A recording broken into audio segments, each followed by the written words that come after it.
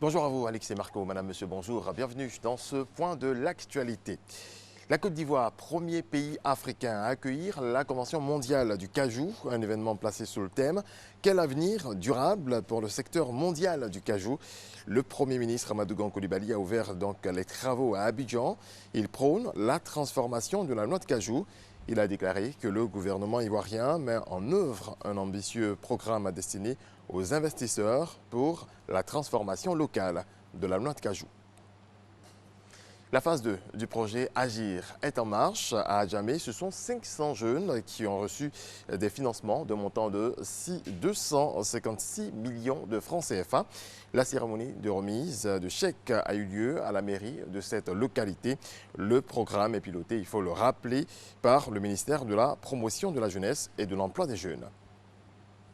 On reste avec ce ministère, le ministère de l'Emploi, qui a restitué la stratégie nationale intégrée de transition vers l'économie formelle, une stratégie élaborée avec le Bureau international du travail, BIT, et qui a pour objectif de renforcer la productivité et d'améliorer les conditions d'emploi des travailleurs en Côte d'Ivoire.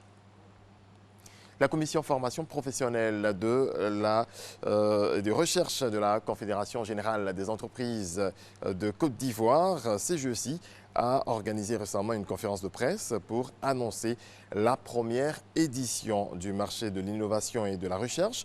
Il s'agit d'une plateforme qui va permettre aux entreprises et acteurs de ce secteur d'échanger en vue de proposer des solutions pour créer un système de l'innovation solide en Côte d'Ivoire. Le super prix Boni 2019 à Serge Collier a reçu son véhicule flambant neuf. Reportage.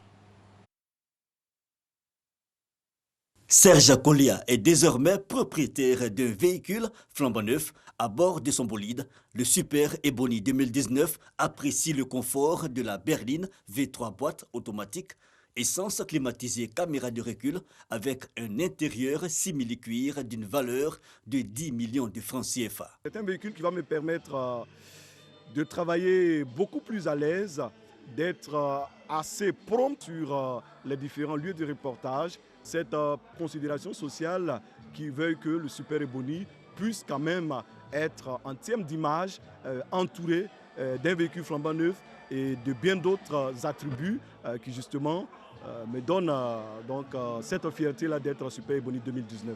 À travers cette action, l'Union nationale des journalistes de Côte d'Ivoire, UNJCI, et ses partenaires, notamment la radio-télévision ivoirienne RTI, dont le directeur général Fousseni Dambélé, représenté par son conseiller David Mobio, et United Motors viennent de joindre l'acte à la parole. En plus du véhicule flambant neuf, le Super Ebony qui est Serge Collier ira avec trois terrains avec ACD. Ce sont des terrains qui sont à Bassam, à Abidjan et puis à Tafiré. Les journalistes sont un corps d'élite. Ça demeure l'une des corporations avec laquelle il faut compter dans toutes choses. Il était important pour nous de nous rapprocher de cette coopération-là, de bien vouloir saisir l'opportunité qu'ils nous donnent pour pouvoir permettre à ce que chacun se déplace.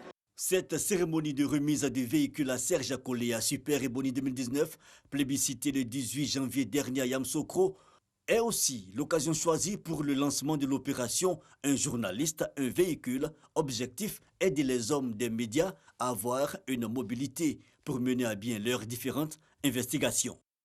Le reportage de Davis Oyo, commenté par Franck Quadio.